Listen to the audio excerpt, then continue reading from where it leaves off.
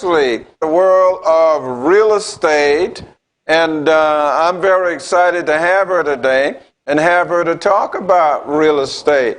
But before we do, let us take a look at a couple of sites that you might want to go to also to see about Miss Tiffany. Cousin, bring me up. The first one, of course, talks about Miss Presley, and it gives you some background about Miss Presley.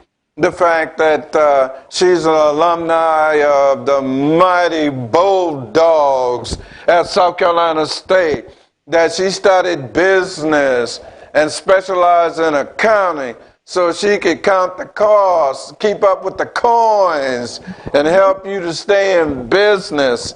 And that has helped her to transition into the world of real estate, where now she can help you to get a home. You know what I'm saying? And then from there, let's take a look once again at her Facebook page, where we have her with eXp Realty. And if you're looking for that home, Miss Tiffany is the person that you want to talk to and find so she can help you with that. In fact, what she's saying right now is she got a $150,000 home in the hand. So if you want to move in, then you want to give Miss Tiffany a call. So without further ado, cousin, bring both of us up, please. So, Miss Tiffany, bring up a two-screen, cousin. There you go. So, Miss Tiffany, tell us about Tiffany Presley. Wow, thank you so much for having me on the show, first of all. And it's really exciting to be here. I am Tiffany Presley, and I'm really excited to be here. I've been born and raised in Charleston, and I am really motivated, energized, organized, and I am excited really to be in this journey. Like I said before, I'm born and raised in Charleston, South Carolina. I know the city like the back of my hand. I've also made really a big commitment to my education. Going to South Carolina State University, getting my bachelor's degree in accounting was a major accomplishment, as well as becoming a certified tax preparer in 2015 with H&R Block. So you're right, I got the numbers down. I can get you into a home, and you know, we can really try to make the numbers work. So that's what I am really interested in doing, is helping individuals who are first-time home buyers, or if you're just interested in learning about the real estate market right now, just give me a call.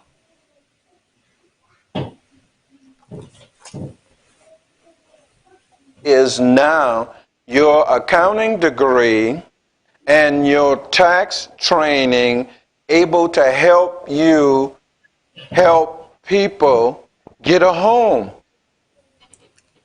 Yes, of course. With my bachelor's degree in accounting, it's really, when you're looking at homes and when you're looking to purchase a home, it's a really big investment.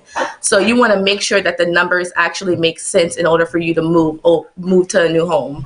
So that's one of the things that I've been focusing on, making sure that the numbers actually make sense. And it really did prepare me to do this. Okay, so your background in accounting and also in taxes help you to understand the numbers, and like you said, the numbers are very important. If you can't tote the note, no sense in getting in the home. And a lot of times it takes convincing for people to understand, I know you got the champagne taste, but you operating on a bare budget. How do you help people to come to the realization of what it is they can afford? I mean, it's really looking at the numbers. That's the only thing that you can really go by, is what you make, your income, to match whether or not you can afford those expenses. So I don't ever want to put anybody in a situation where they can't actually afford it, because that's where you're going to have your foreclosures and you're not going to be able to pay. And it's no reason for you to do that when you could actually get into a home that you can afford. Affordable housing has been a challenge inside this area, but there are so many homes becoming available, and there's so many other options that is not necessarily known. Like they have programs with the 203K loans where you can buy a home and renovate it, and you're recouping that cost, so you're not necessarily purchasing a home that's already fully renovated. You can actually do the work yourself and renovate it, and that's something that we also discuss, and we also help people get into the homes where they can actually renovate it, and it comes out cheaper. Okay, what other programs do they have? Because I've never heard of that, but then I'm not in the real estate business. So what are some of the other options that are available to, say, someone who wants to buy a home? So one of the programs that I'm really starting with is a 1 year to home ownership program, where some people need more time in order to purchase a home. So you're looking at individuals who need help saving, need help fixing credit, need help getting their self together before actually purchasing the home, because once again, it's a very large investment. So you want to make sure you're not only just prepared a few months. Like if you need more time, that's what that time is for you to build your momentum. So once you get inside that home, you're actually staying in there and you're not losing it from foreclosure, tax sale, or any other unforeseen issues. Okay, what is that program called, and where and how is that done to fix that credit so that you qualify better? So the program is a 1 year to home ownership program that is actually a new program that I'm just starting. So it really helps you with your credit. So as far as the credit wise, I partner with a company called Increasing Hope. They're right there off of Remount Road. It's very local, and they help with your credit and getting yourself together. So that's one of the big things for Increasing Hope, is they really focus on helping individuals get their credit and get their financial future together. So partnering with them is almost like it was like a match made. Partnering with some nonprofit organization who's out there who focuses on low-income communities and helping you get your finances and credit and everything together, so you can actually be able to afford and stay inside those homes. All right, all right. Well, as we saw you out at the bank, not the banquet, the breakfast a few days ago, so I understand why you chose them. Excellent choice for the clients to be able to help them. How did you discover Increasing Hope? I actually met with, I discovered Increasing Hope by starting my business. So when I initially wanted to start my business, I was looking for help really in starting a business and knowing where to start, where to go. And Increasing Hope was really that barrier. It was because when you're an entrepreneur like I am now, I didn't know where to start. I didn't know where to go, or how to get things started. And they have a new business center where they are helping individuals who are starting a business, who are starting the process, and they help you step by step. Every single thing that you need to know about starting a business, they help you with that. So, and not only do they help you with that, they help me with the programs that I'm actually starting to develop too. So they're a really good liaison that I am working with to help better the community, because it's not just me in real estate. It really stands out when you're getting partnerships from other organizations and communities, because they see you out there and they see the work that you're doing and knowing that it's good work and it's really helping people. So I was very happy to work with them. All right, all right. You're referring to the Women's Business Center, which Increasing Hope recently got. And of course, as you know, there's only 3 in the state, one in Greenville, one in Columbia at Benedict, and the one here now in Charleston. So they helped you. But how did you know that you wanted to start a business? What was the factor that rang the bell for you that said, Tiffany, girl, you need to go on and be an entrepreneur? Well, it didn't start off as fun as I would hope. But in 2020, I actually lost my job. I was working there for a while and I lost my job. So it really made me sit down and look at my strengths, my weaknesses. I gave a lot to companies. So the work that I actually put into companies, I was working on, $1 million accounts. So I really have the experience where, as my project management, to really from beginning to end see projects through. So I use the experience that I've already had and my accounting degree and the my experience working in taxes and as an accountant. I really merged all those things together and finding something that I actually like to do. And not only did I find something that I actually like to do, is something that can actually give back to the community. And that's one of the most important things for me too, is to actually give back to the community that I born in. So what is it about real estate that gives you the sense of giving back? Because there are other businesses that could do it as well. What in particular about real estate that you felt gave you a more sense of giving? Well, it really came from the I-526 expansion when that actually took a part and when they actually finalized and said that we're actually doing this instead of talking about it, it really made me do research into real estate. So I done a lot of digging deep into what real estate is because I never knew much about real estate. I know it's buying and selling homes, but it's a lot more complex to real estate than just buying and selling homes. So when I took a deep dive inside there and I noticed that there was like a barrier in between what we understand as real estate and what real estate really is. I felt the need to share that with the people in my community and the people that I actually, work with. So that's why I decided to, start the career path in real estate versus other avenues, because real estate is so broad. You can work in real estate corporations, or you can work in the residential side. So there's a lot to do in real estate, and there's a lot that you can learn in real estate, but it's also a very rewarding career as well. So that's why I decided to work in real estate. Now, what is your process to prepare someone and then to eventually close the loan? How do you begin the process?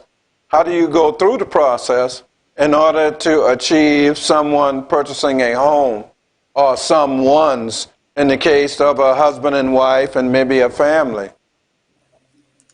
So yeah, the process starts with meeting with the individuals and sitting down and taking a look at their expenses, their income, and from there we also make sure that they have a copy of their credit report, make sure that they have sorry, make sure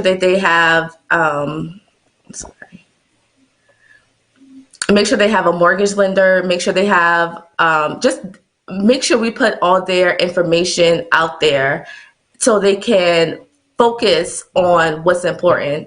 Like, for example, I met with someone yesterday, actually a married couple yesterday, and we took a look at their expenses, their income, and we saw like how much they can actually save. So we started the program with them, and they are in the process of doing it, and they're loving it so far. So if we could get individuals who are like, let's say if you have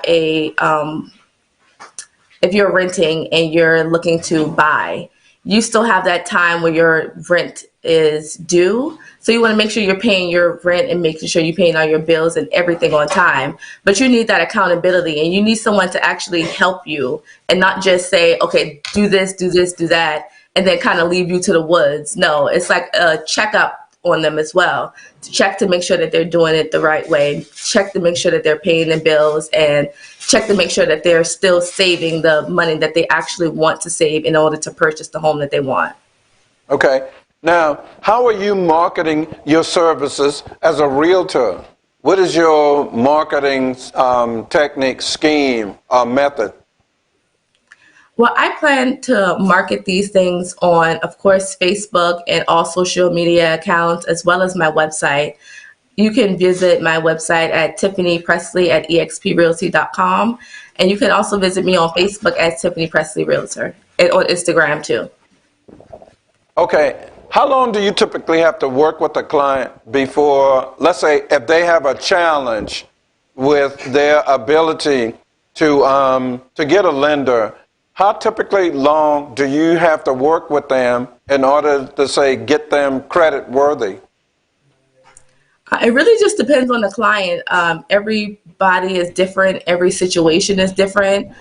So it really depends on the client and their ability to get it completed, actually. So if you are, let's say you have your credit isn't where you want to be, but you met with a credit counselor and you're actually on the route to get your credit fixed.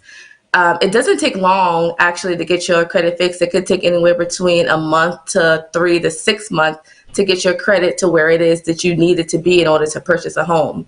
So it just really depends on the individual. Okay. And your ability to help them is what you do by sometimes referring them to increasing hope so that they can get the counseling that they need to bring them to a point where they are now viable as a client to be able to borrow for what they want. Yes. So increasing hope really helps with their credit, but also do like some financial planning as well. That can help you with that. So, but yes, increasing hope is more of a credit management, or they help you a lot with your credit and building your credit and getting it to where you need it to be. Okay. Now, how did you decide to formulate your company? As a company, as a LLC, as a S or C corporation, or as a partnership? How were you formed? I'm formed as a LLC, and I really made the decision to do that based on the partnership and the help with increasing hope. We sat down and we discussed what I wanted to do, where I wanted to be, and an LLC just worked out for me. Okay. Now, how long did you work with the Women's Business Center at Increasing Hope before you actually launched your business? I worked with them for a few months, actually. I would say between 3 and 6 months I've worked with them, and I'm still continuing to work with them. So it's not like I'm not working with them anymore, but I'm still working with them as in the business center, the Women's Business Center. So it's an ongoing work in progress. Okay, what were some of the important things that they helped you with that then led to you being now ready to open your business? Because you indicated that you had very little knowledge about how to start a business. So what were some of the things that they helped you with that made you confident that you were now ready to launch your business? So they helped me with understanding not only how to start a business, but how to keep a business. Because one of the things is there's businesses starting all the time, but the longevity of it is what they focus on. And they focus on how to not only keep you, not only to help you start, but keep you inside the business. So one of the things or several things they helped me with was a um, a business plan. A business plan is necessary for each business so you can know the future of your business, so you can know where you're going, what it is. You can write down everything that you plan on doing, everything that you want to do, and they kind of keep it organized for you so you can see your own goals. Sometimes we lose track of the goals, and sometimes we lose track of where we want to be, and it kind of keep you focused on what it is that you want, where you're going to be, and then also help you. I've already knew about the accounting portion of it because that was my specialty and I can really understand that portion. But they also help you with keeping all of your financial planning, organization stuff, like all in one area instead of it being all over the place. So they help you kind of narrow it down and keep it all together is what I really enjoyed most about them. Okay. Now, you say you're still involved with them. What are they helping you to work with now that you are in business? Well, they're really helping me with individuals, like with credit repair. They're helping, I sent several clients over there to start the process of credit repairs. So helping, because I'm not certified in credit counseling or credit repair. So them having those resources, they're continuing to help clients with credit repair, credit counseling, financial counseling, and all the other things. Okay, sounds good.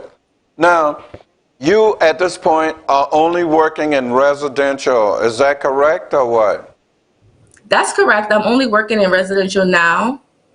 Okay, I do have a future goal of going into commercial, but that is in the future. okay, all right. Now, with residential, it shows that you work in all areas, basically. So, is that both Berkeley, Dorchester, and Charleston County? Yes. Okay. Are you extending beyond those areas? Are you basically just trying to stay in the three-county area? Right now, I'm staying inside the three county area, but I am licensed in the state of South Carolina. So I am licensed to help anyone in the entire state. So, but I focus on the area of Dorchester, Berkeley, and Charleston County. Okay. Now, how do you find new clients? How do you, other than them coming to you, what do you do to find clients? Really marketing myself and teaching is what I really try to do as well. So I try to, when I am in contact with someone who is interested, I try to give them a real understanding of what real estate is and how I can help and what their future goals are.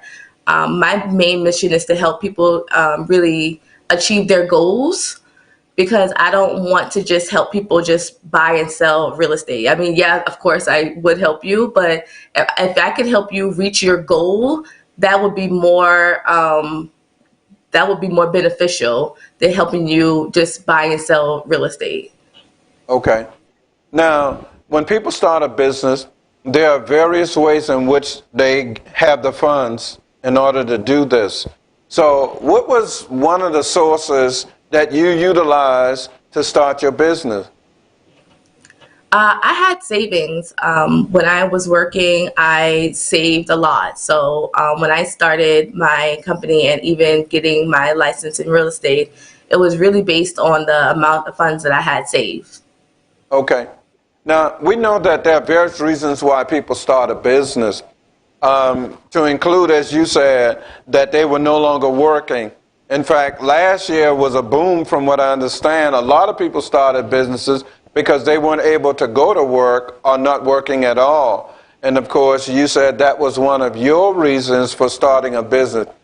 Had you wanted to start a business before that time, or it only became evident to you that you should start a business once you lost your job? Well, I was considering starting a business for a while, but with working and life happening, it seemed like I never had the time really. But once I did lose my job, it's kind of like there was no excuse. I didn't have the excuse of not having time because we were sitting at home all of 2020. So I had the time, so I made the commitment to start the business that I wanted to start. Okay. So when young people come to you and say, hey, Miss Presley, I want to start a business like you, what do you tell them they need to do? I would say save as much as you can, because starting a business isn't easy, especially when you're in the beginning stages of your business. You're not necessarily making the income that you would want. So before starting a business, I would say save, save, save, and then really come together and have a business plan and be organized and be strategic and be dedicated to what it is that you want to do, because it could easily fall to the wayside, or you could easily lose focus on exactly what it is that you're trying to do. But if you remain focused and stay grounded, it is definitely possible. Okay. Now, you started in accounting. Are you going to, or do you still operate your accounting business? I don't. I don't operate an accounting business. I incorporate accounting in the real estate business that I have. Okay. Do you ever see going back into accounting in the future as a business, as an additional business to your real estate business? No, I don't see that happening really because I love the crunching of the numbers and I love figuring out the problems in accounting because accounting is really like really solving problems and getting organized and having your papers and everything in tip-top shape. But to me, sometimes accounting can be a little bit boring if you're sitting behind a desk all day.